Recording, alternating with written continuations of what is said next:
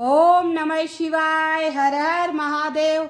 आप सभी को हरितालिका तीज की बहुत बहुत शुभकामनाएं। आज 18 सितंबर हरितालिका तीज का व्रत है। तीज का पूजन मुहूर्त है सुबह 6:05 तक, ये सुबह का मुहूर्त है। और प्रदोष काल में हरितालिका तीज का पूजा मुहूर्त है 6:33 से 8:51 तक। इसी समय आप पूजा कीजिएगा। हरितालिका व्रत निराजल किया जाता है। पूरा दिन और रात अगले सूर्योदय पर जल ग्रहण किया जाता है। हरितालिका व्रत कुंवारी कन्या सौभाग्यवती महिलाएं द्वारा किया जाता है। हरितालिका व्रत का नियम एक बार प्रारंभ करने के बाद छोड़ा नहीं जा सकता। इसे पूरे नियमों से किया जाता है।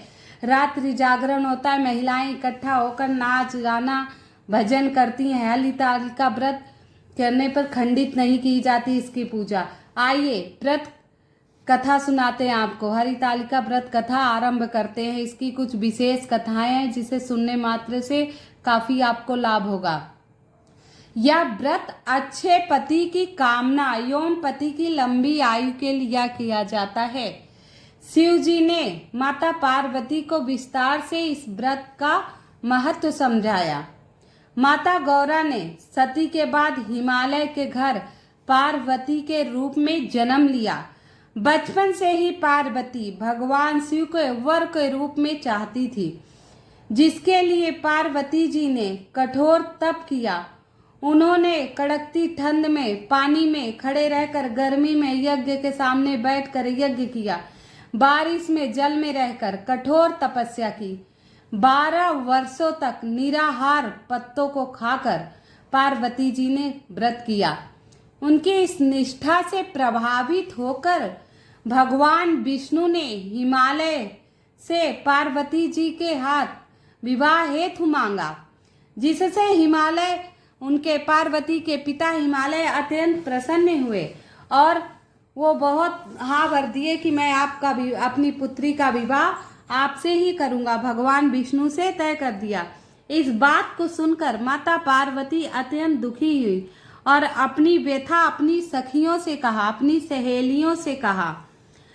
जिस पर सखी ने कहा और अपने जीवन त्यागने की बात कही। बोली, हे सखी, अगर मेरा विवाह विष्णु से हुआ तो मैं अपने जीवन को त्याग दूंगी। मैं अपने पति के रूप में शिव जी को चाहती हूँ। ये बात अपनी सखी से कहा। इस बात को सुनकर सखी बोली, ऐसा कुछ नहीं करो। और सखी ने पार्वती का हरण कर लिया, घर ले गई। तो हरण करने का मतलब हरतालिका, आलिका का मतलब सखी होता है। तो इस व्रत का नाम हरितालिका तीज इसीलिए पड़ा है। हरण कर ले गई वन में, जहां पार्वती छिपकर एक गुफा में रेत का शिवलिंग बनाया और वहीं बैठकर वो शिव जी का तपस्या करने लगी।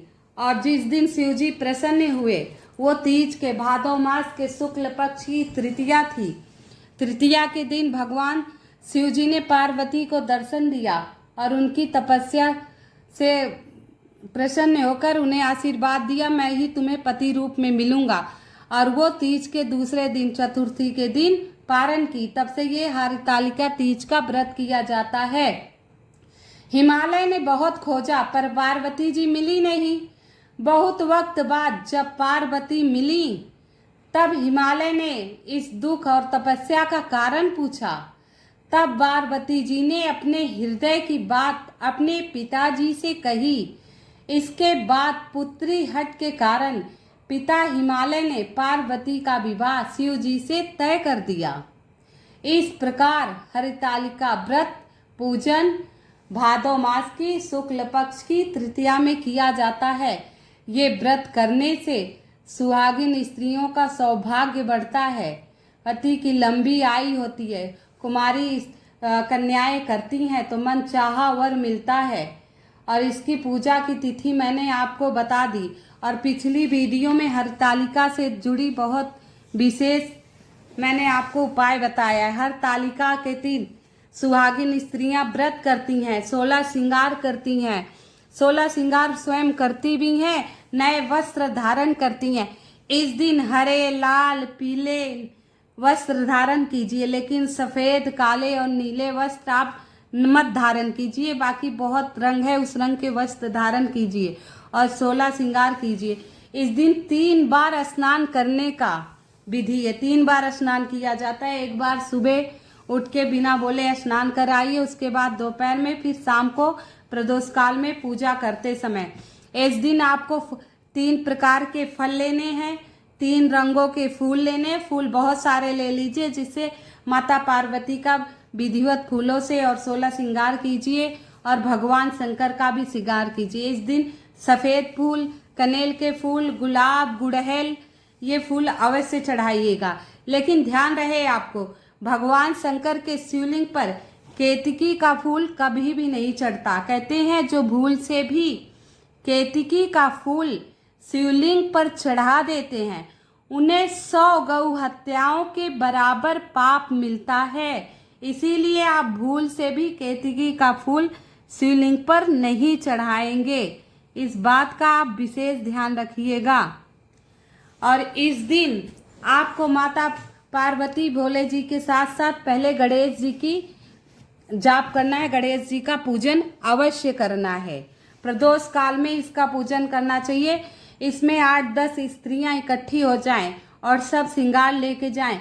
पहले माता पार्वती का श्रृंगार करिए, उसके बाद उस श्रृंगार की सामग्री को किसी ब्राह्मण को ही दान देना है।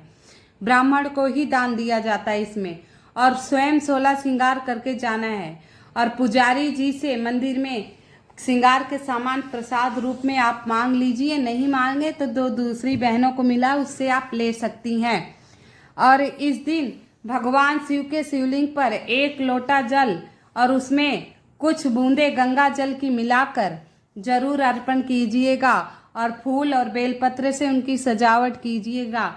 आगे मैं आपको और उपाय बताऊंगी। इससे पहले आप सभी से निवेदन है, जो मेरी आवाज़ प्रथम बार सुन रहे हो, मेरी वीडियो को लाइक एवं सब्सक्राइब अवश्य कर दीजिएगा और कमेंट में हर हर महादेव अवश्य लिख दीजिएगा। इस दिन कलावा ले जाइए, माता पार्वती और शिव जी के 7 बार वो कलावा लपेटिए। श्री शिवाय नमस्तुभ्यम, श्री शिवाय नमस्तुभ्यम, श्री शिवाय नमस्तुभ्यम। और ये मानता मानिए, हे प्रभु, जैसे आपका और माता का संबंध है, ऐसे और मेरे पति का संबंध हो। जैसे आपके शिव परिवार में खुशहाली है, वैसे हमारे परिवार में खुशहाली हो। मेरे पुत्र और पति की निरोगी काया हो, स्वस्थ हो, लंबी उम्र हो मेरे पुत्र और पति की, ऐसी मानता कीजिए। और हमारे घर में हर प्रकार की सुख, समृद्धि, सौभाग्य सदा बना रहे। और इसके बाद माता रानी को गुड़हल का फूल, आज के दिन गुड़हल का फूल अवश्य अर्पित कीजिएगा, चाहे 1 फूल मिल जाए। 16 श्रृंगार करने के बाद गुड़हल का फूल माता रानी के चरणों में अर्पित कीजिए। उसके बाद माता रानी के मांग में सिंदूर लगा के स्वयं के मांग में लगाइए। ऐसा करने से ये उपाय आप नवरात्रि में भी कर सकते हैं, मंगला गौरी के व्रत में भी कर सकते हैं। ये उपाय और भी दिन कर सकते हैं, लेकिन तीज के दिन बहुत ही विशेष है। ऊपर से सोमवार का दिन है। इस दिन माता गौरी और शंकर जी की पूजा होती है। तो गुड़हल का फूल अवश्य चढ़ाइए और सौभाग्य मंत्र का जाप कीजिएगा। सौभाग्य मंत्र है, ओम सर्व मंगल मांगल्ये शिवे सर्वासाधिके शरण्ये त्र्यंबकम गौरी नारायणी नमस्तुते। एक बार पुनः बता दे रही हूँ, लिख लीजिएगा। ओम सर्व मंगल मांगल्ये शिवे सर्वासाधिके शरण्ये त्र्यंबकम गौरी नारायणी नमस्तुते। आप सभी बहनों को हरतालिका तीज की बहुत बहुत शुभकामनाएं।